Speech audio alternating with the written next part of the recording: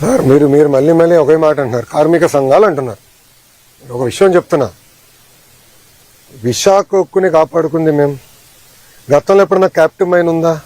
Visakha ఉక్కుకి captive mine ఎప్పుడన్నా ఉందా? ఈ రోజు కూడా ఇక్కడికి వస్తున్న ఉక్కు ఫ్యాక్టరీలు అన్నిటి కూడా స్లర్రీ పైప్ లైన్ ద్వారా రా మెటీరియల్ ఎన్ఎండిసి టైప్ తో వస్తున్నాయి.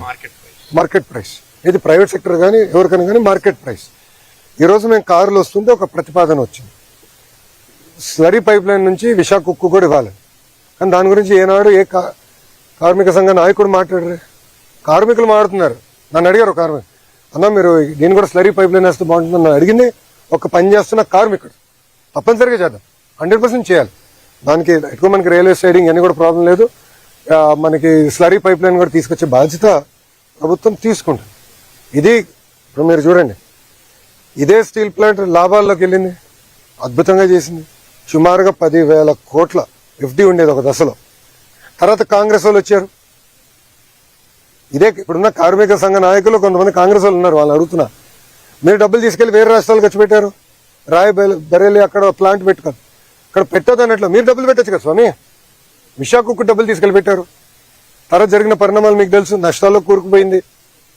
15,000 కోట్లు, ₹1 ₹2 కాదు. ఇది కేవలం కార్మికుల డబ్బులే కాదు, అందరి డబ్బులు. భారతీయులు అందరూ వాళ్ళు పన్ను కడితే కదా తీసుకొచ్చి పెట్టాము. భారతదేశంలో ఏ రాష్ట్రంలో ఇట్లా ప్రైవేటీకరణ జరగకుండా ఆపిన స్టీల్ ప్లాంట్ ఒకటి కూడా లేదు. అలాంటిది విశాఖ ఉక్కు కేవలం 1 and only ఎన్డీఏ ప్రభుత్వం ఆపింది. ఎందుకంటే మనకి ఎమోషన్ అటాచ్.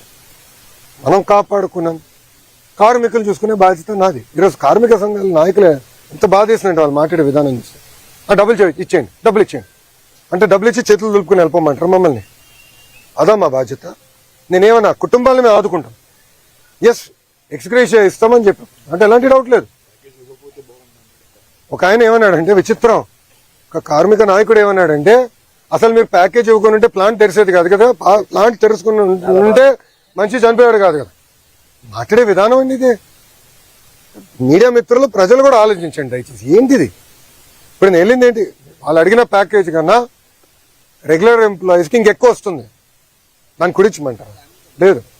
నేను ఇంకోటి, అవుట్సోర్సింగ్ కాంట్రాక్ట్ ఆర్ పర్మనెంట్ అయినా కూడా ఇద్దరికి ఉద్యోగాలుగా ఇస్తాను, పర్మనెంట్ ఉద్యోగం ఇస్తాను. భారతదేశంలో ఎక్కడ జరగలే. పెద్ద మనసుతో కుమారస్వామి గారు సెక్రటరీ గారితో పోరాడి తీసుకొచ్చిన, నా ఒక నిమిషం నేను ఇవ్వాల్సిన అవసరం కూడా, ఆయన పోరాడి తెచ్చిన. అది ఎన్డీఏకున్న చిత్తశుద్ధన. సో మేము ఇక్కడ కేవలం ఏదో డబ్బులు ఇచ్చేసి చేతులు దుప్పుకుని వెళ్ళాక రాలేదు. ఆ కుటుంబాన్ని అండగా ఉంటాం. మొత్తం అంత్యక్రియలు అయిన తర్వాత, పెద్ద కర్మైన తర్వాత కుటుంబాలు మేము కలుస్తాం. వాళ్ళ పిల్లల్ని చూసుకోవాల్సిన బాధ్యత కూడా మా పైన ఉంది. We understand that